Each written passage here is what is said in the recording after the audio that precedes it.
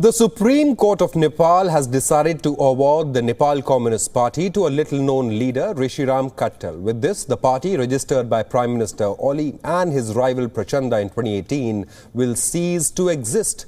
This is a new twist to the continuing saga of Nepal's power struggle. Rishiram Khattal had already registered the Nepal Communist Party. By the time Oli and Dahal merged their communist factions under the same name, Nepal Communist Party. The Election Commission initially refused to register the party but later relented. This is when Khattal decided to approach the Supreme Court of Nepal. His argument was simple: there cannot be two political parties with the same name, and since his party was registered first, the Oli-Dahal merger must be annulled. This means the Communist coalition has returned to its 2018 status. The Communist Party of Nepal, Marxists led by KP Sharma Oli, and Communist Party of Nepal's centrists led by Prachanda, who's now his rival.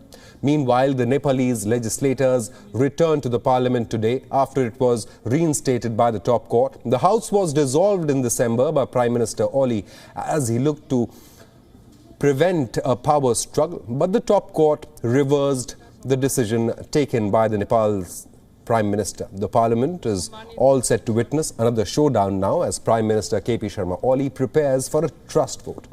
So let's tell you how the numbers stack up in the Nepal Parliament. On paper, Oli's faction has 121 legislators, out of which 40 were loyal to Madhav Kumar Nepal. Prachanda's rival faction claims the support of 53. Now, Oli's recent policies have created a rift in this faction.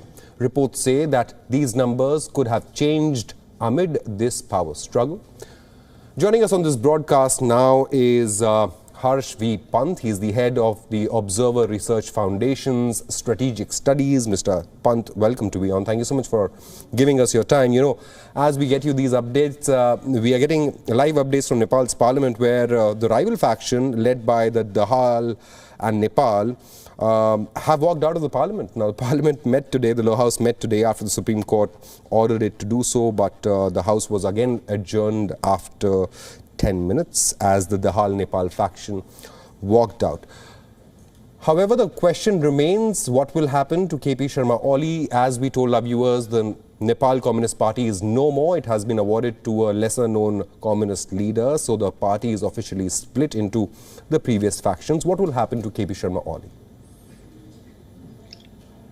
Well, you know, Mr. Oli has been known to surprise his critics and supporters alike, and the decision that he took last December to annul the parliament was equally unprecedented.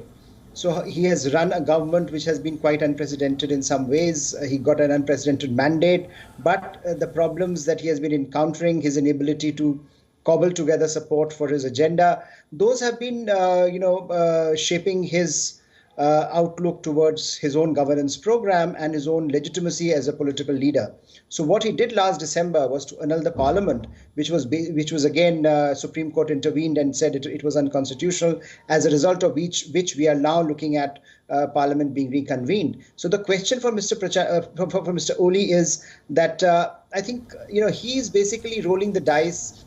He is basically looking at it as one of his last perhaps moves on the political stage. He is cornered most from across, whether it is judiciary and the legislature. So he really does not have very many cards to play, but he's known to have surprised in the past, and I think we should not count him out even till the last minute. So it would be interesting to see what kind of numbers stack up in parliament and what sort of message the parliament gives out. Now we, as you were telling, we know that they have walked out, that the Dahal faction has walked out. And the opposition clearly will take advantage of this and has been asking Mr. Oli to resign. So there are larger questions here about Nepalese democracy and how that is functioning, and whether Mr. Oli's personal agenda is overpowering his ability to govern. Prime Minister Oli had an opportunity to just resign, simply step away, since he's facing such widespread opposition within his own political party, which is now split.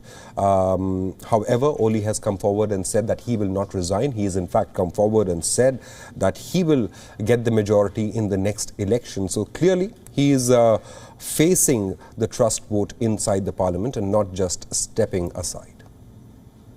Yes, and I think what he's doing now is he's basically telling the ordinary Nepalese population that, look, I'm willing to fight it out because clearly there is no other leader who can command that kind of majority that I do. And you had given me the mandate, although again, it is questionable because the mandate and the agreement that they had was that 2.5 years he would be ruling.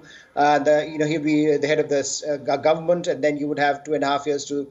Prachanda will get to another 2.5 years. But he reneged on this commitment, and that has led to this situation. But I think he is now reaching out to people directly, perhaps even laying the foundations for a new elections, where he would just appeal to the people and say, well, I'm your best bet, given the kind of support that I had, given the kind of record that I have. And clearly over the last year or so, we have seen his popularity decline, first because of coronavirus and other issues, and which he tried to bolster by taking this nationalistic position on territory, on maps, etc. vis-a-vis India. And that has also challenged his ability to govern in the South Asian framework, his ability to shape a coherent agenda with India. So I think the challenges that he faces are enormous, and I think he knows that. Right. He knows that this is perhaps his last attempt at his political life, and he's giving it all that he has.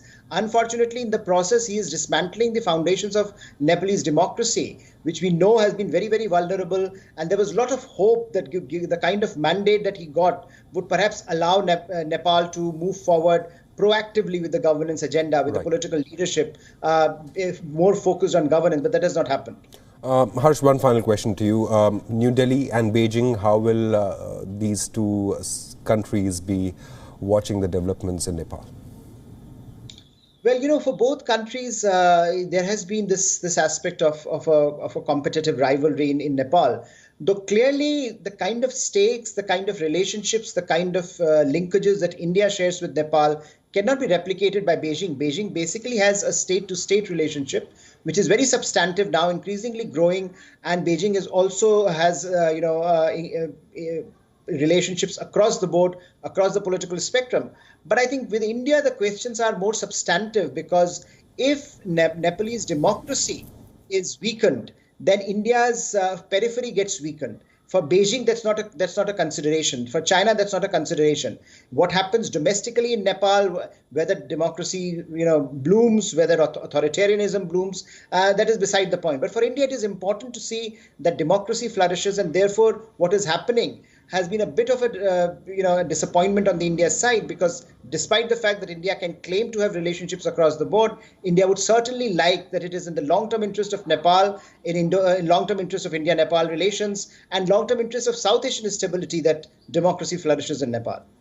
Harsh Vipant, thank you so much for joining us. Like you mentioned, not only the people of Nepal, but New Delhi and Beijing, people of India and China are also keeping their eye on what's happening in Nepal to see whether KP Sharma Oli survives the trust vote in the parliament.